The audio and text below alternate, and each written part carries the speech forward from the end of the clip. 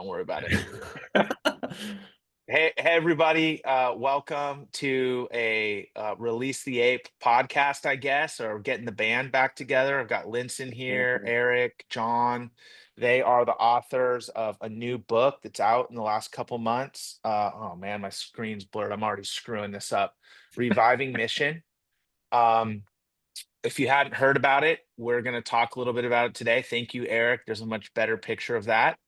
And we wanted to just bring them on and have a little discussion to encourage you. I mean, one, to pick up the book and read it, but secondly, just get into the principles that are inside the book. We all care about releasing the apostolic, prophetic, and evangelistic here. This book is right up that alley.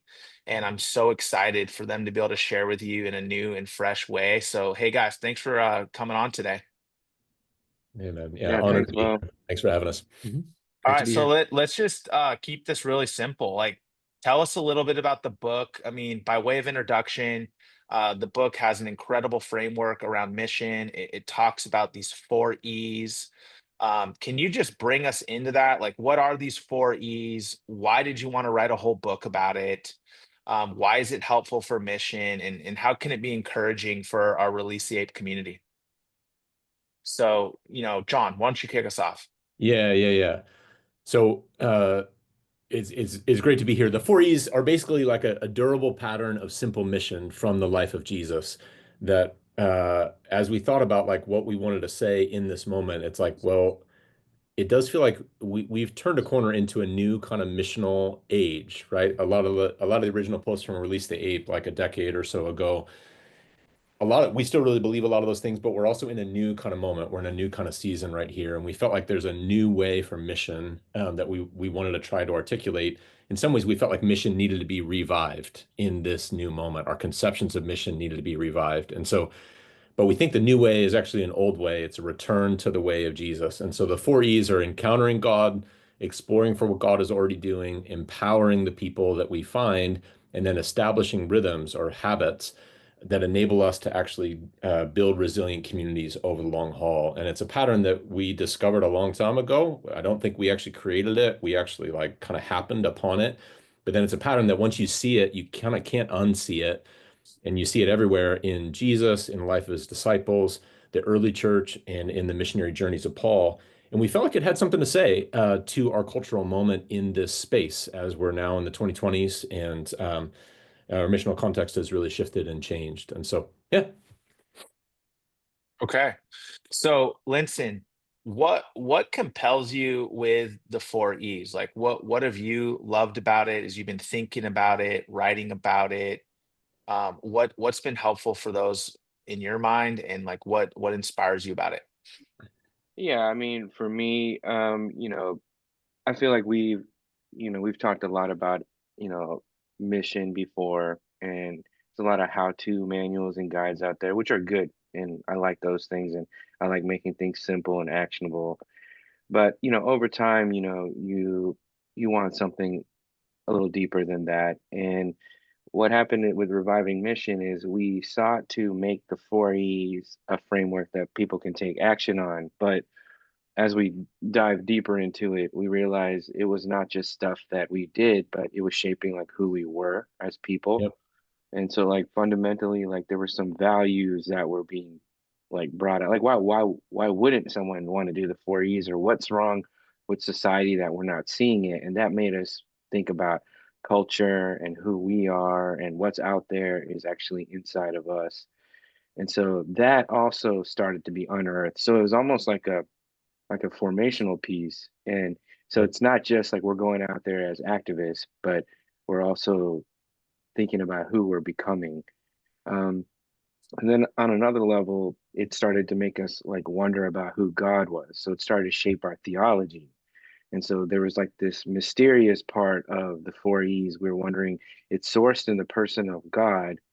And so we started to explore the character of God. So the fact that we can encounter him, the fact that he's up to something everywhere, the fact that he cares about people and about their past and their present and their future, the fact that he's uh, a skilled architect and gardener, and there's all these things about him that started, and so to unfold as we were writing, and so it went from like here's what we do to like here's the people we should become, but here's the God that we serve, and That's so it right. became like a rich like wellspring of like a lot more than just how do we do good mission in to Gen Zs or something like that, like which would be a great book, which Mhm. again, great book, but that's not what the 4 E's ended up becoming. And so yeah, so that and I keep going back to it for different reasons. So it'll be like a different E, but for maybe a different reason. Maybe I'm trying to get back to something about God, Yeah. Mm. with that E. Or maybe there's something that's happening in my church that is a posture or inside thing. And so you end up going back to the E's for different reasons. And that to me has made me super excited about teaching about it and writing about it. And yeah, so it's more than just a how-to book, if that Yep. makes sense. That's right. Yeah, no, definitely. So just so we can bring some clarity to the listeners here for a Mm. minute, like Eric, can you kind of walk us through the four E's? Like give us a brief definition of each one, how they work together. Yeah, yeah, How's this absolutely. work? Yeah. Yeah. So yeah, and I think a little background, like we had been working with these for a while as like a missiological framework in InterVarsity, right? So John and I and Beau all still work with InterVarsity. Linson is where we got to know Linson with InterVarsity as well.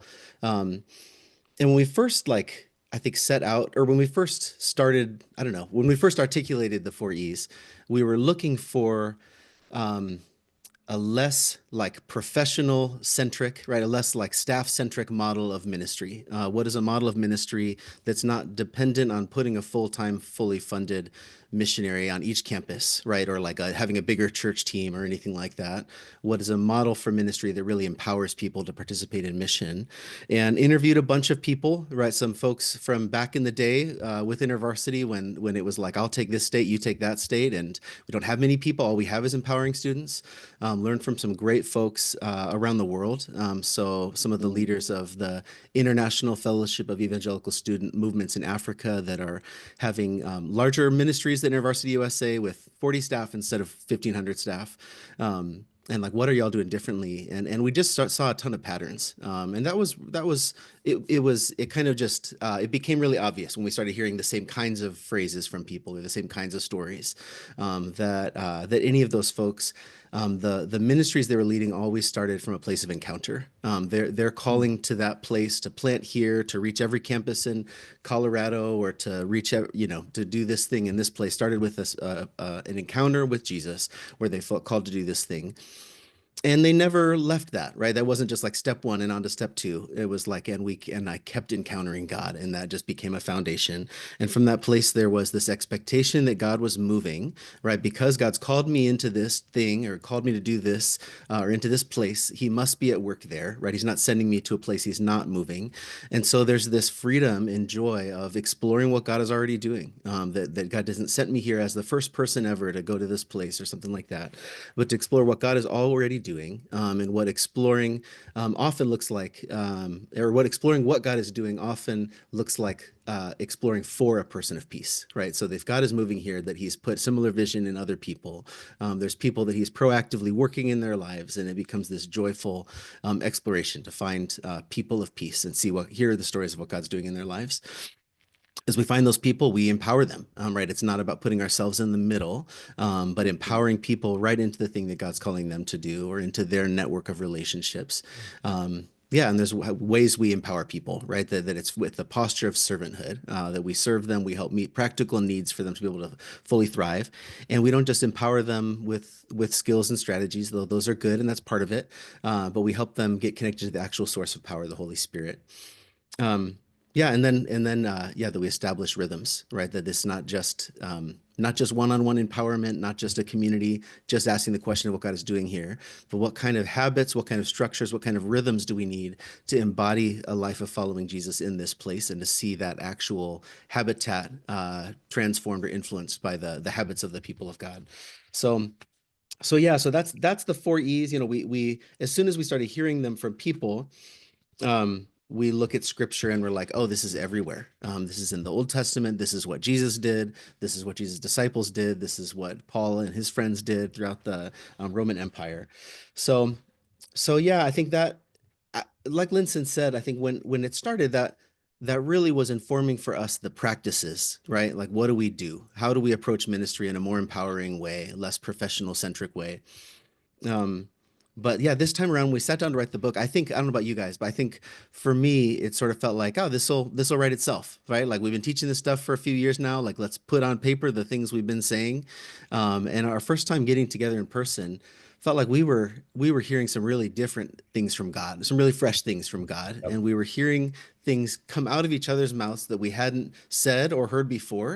And we're like, wait a minute, is that right? And we're like, oh, dang, that's everywhere in scripture. That totally makes this thing connect.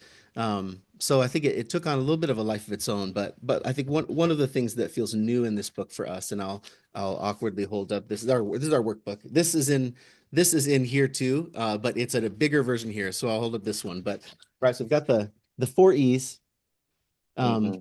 As well, reading backwards, even though I We know the don't E's, it have feels like it makes screen me harder. sharing in 2025, Yeah, so no, we let's don't know hold about up our that. book and Yeah, talk no, and right you into need the to see. screen. You need to see. There's a real book that you can go and buy on Amazon. But right, it's these three things, right? It's not just what we do; it's how we live. It's actual postures with these things, and it's who God is. It points us back to Him, and we've got this chart. So this is one of the places I've been coming back to the most. That for each E, there's a pattern of a way that we live, something that we get to embody, a posture of curiosity, a posture of wonder. There's some simple things we can do and some practices we can point to. But like Linton said, it's this like who God is line that really has been kind of mind blowing for us. So here, my face is back. I'll stop doing that. But Thank you, Mr. Rogers. That was an amazing presentation. I don't think anyone remembered anything you just said there. They were just laughing at you talking behind the book. But the good news is they'll be able to pause this, go backwards, see it again. So mhm. that was awesome. So okay, we And got just buy encounter. this so you can see it for yourself and hold it up to your own camera. Yeah. That's right. We'll put the link in the notes. So we got encountering God, right? Kind of first step. Second is exploring, right? So you're exploring the geography, the location, the city, but you're also exploring for people. Yep. You've got empowering. So now you're going to empower the people that you've met while you've been exploring. And then you've got establishing, which is kind of the rhythms and how you're going to go about carrying out the ministry or the Yep. gathering, obviously the rhythms of meeting. So we're going to do another video in a minute um, where we're going to get into the practicals and dive deeper into this and get a little more granular. But for now, just talk to us a little bit more about what I'm curious is I'm thinking if I'm a pastor or if I'm a church planner, I'm an intervarsity ministry leader, or we have people all over the world that follow Release the Ape. So they're doing all kinds of mission. What are you noticing as you've written this or you're talking with people about the four E's? What seems to be the fresh Yep. kind of word, or what seems to be the place that people get the stuck the most, or where are you seeing like, man, this is the key thing right here? I mean, I don't want to present a silver bullet. I think what I'm asking is like, what seems to be landing on people or making people say like, dang, I needed that, or this was helpful, or this is Yeah. fresh. Yeah. I think the thing that comes to mind for me there, Bo, and I think both Eric and Linson pointed to this, and it's actually captured in the book, and it's captured in the idea of releasing the ape, the apostolic, prophetic, and evangelistic. Too often those things are distinct. So you can kind of have prophetic folks that are really into spirituality and revival and whatever. But if you don't have, if mission is not the overflow of our spirituality, that spirituality is going to be very flat. It's going to be really thin. But at the same time, if we think about mission, so evangelism or the apostolic gifts or whatever, that isn't informed and infused with a really deep spirituality and a profoundly kind of experiential and like encounter with God, our missiology is actually going to be really flat as well. And so I think one of the things that we've heard over and over again from folks is, and I think this is part of our conviction in writing the book and why we called it Reviving Mission. Those things are really critical. The apostolic, Mm. evangelistic, and the prophetic have to be held together because otherwise it's just like we're just doing like routines, right? And no method is going to be enough to sort of bring transformation. That requires the mystery of God's person. But at the same time, if we it matters who we are, the quality of our witness, the quality of our discipleship, our character, our integrity really matters in this moment because we've seen so many examples of what we call in the book like counterfeit faith, either counterfeit mission, counterfeit spirituality that's really lopsided and sort of veers in one direction or another. And so I think part of the fresh word in the book is the integrative nature of holding a deep and profound and rich, mysterious spirituality with a really sort of bold mission that is full of conviction and risk and all those kinds of things. And actually, those things create a really virtuous cycle when we do them together. But oftentimes, they're stratified in our lives and in our communities. Wow, that's well said. I like that. Linson, do you want to give us a final word on what's been further compelling about this for you, or how are you seeing people in the church world grapple with this? Like, okay, Linson's a pastor in the Dallas Hmm. area and part of a network of churches and church planner at heart. When you think about the church community in the literally the local church world, where's the four E's hitting home the most do you see, or if it's not yet, where do you see like, gosh, this is what I want the church to be wrestling with? Like, where's the flat sides you're seeing Hmm. in the church mission world, and you're like, gosh, I think this is going to really help bring a little bit more robust mission, or where is it working really well and you're Hmm. like, god, this is just giving language to things that are going great. Yeah. So like the word revival is, it's like really in a lot of spaces. People are talking about it. Language is being used at the university. I mean, my goodness, like you're seeing like thousands of students getting baptized at the same time. You're seeing like, pockets in neighborhoods and 24-hour prayer gatherings. People just, and then like the gospel's advancing Yeah. in the world in some very hard to reach places. So, with all that being said, and I'm generalizing, but there's a sense that people are talking about revival now. The tough thing, and you know this too, Bo, is people. That word hits people real differently. Yeah. And I've got people in my space. I'm in the Pentecostal space, so the word revival can be like an exuberant, emotional worship experience. But that is a very thin, like we said, not rich idea of what really renewal and revival is supposed to do. It's not just me feeling good about Jesus, Um, and so it's been able to help like people in my world where they're rushing to like worship concerts or whatever to experience something to realize that's not the that might be one part of it, but it's not the thing that I think a mission is all about, or a reviving mission is about. Revival inside of you should give you an outward impulse to your neighbor, to That's right. your kid's school, your parents that you know, your church, and that together needs to happen. And the amazing thing is when you do that, revival will come to your friend's life. Like it's Mhm. not going to be with a song that you sing or uh, this cool person now follows Jesus or this person now follows Jesus. It's going to be your neighbor will start following Jesus because that revived sense of Christ in your life will draw you to them.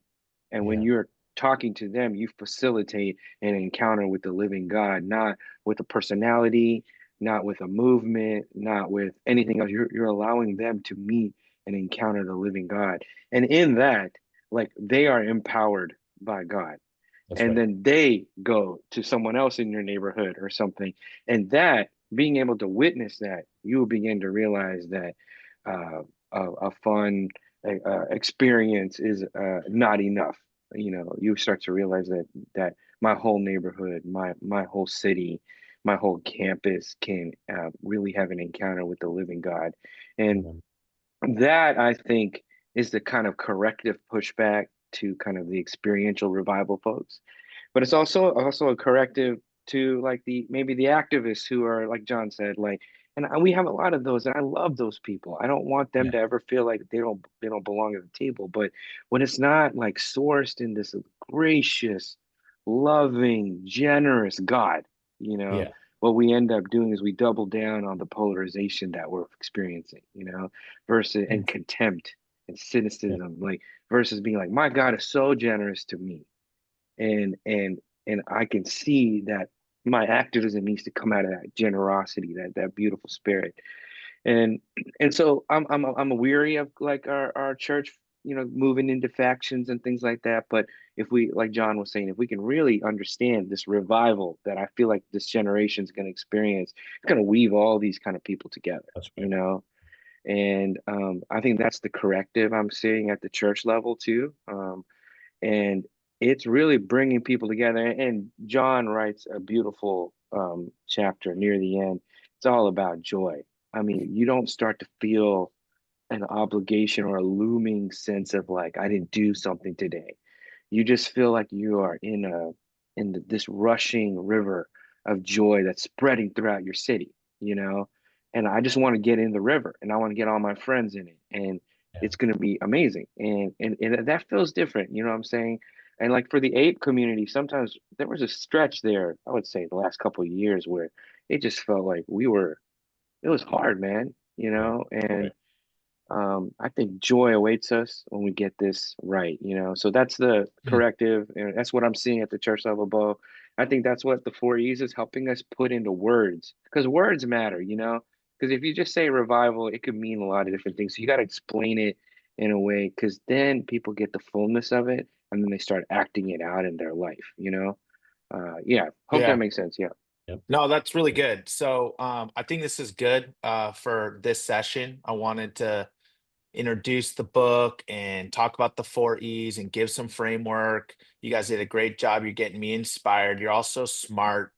Now I'm fired up. Now I'm like, okay, well, what does this look like? Like how do you do joyful mission? How do you do spirit infused mission? How are also how do we practically do this? How do I help, the lady on my street reach her Hmm. neighbors? And how do I help the 18-year-old that just got to college and is making faith their own reach their friends?